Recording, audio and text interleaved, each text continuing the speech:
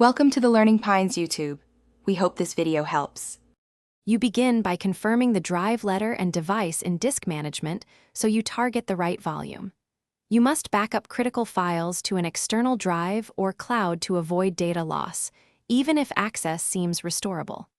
Once done, document current permissions and the listed owner. This gives you a rollback reference. Now open an elevated command prompt and prepare to take ownership. This direct step triggers Windows to let you change ACLs and repair the access denied condition. You take ownership using takeown, so Windows recognizes you as the controller of the files. This is the why behind previous backup steps.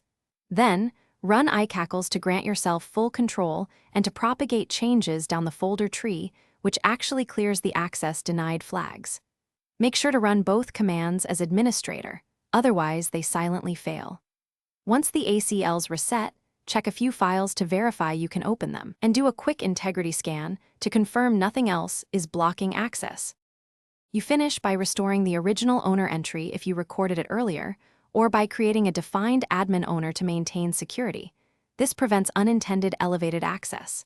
If problems persist, run chkdsk to fix file system errors and sfc to repair protected system files. These steps fix underlying causes that permissions alone won't resolve. If the drive was encrypted, make sure you have the original key or password. Without it, access remains denied.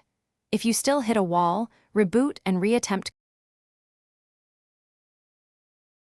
Thanks for watching. Consider subscribing if we helped you.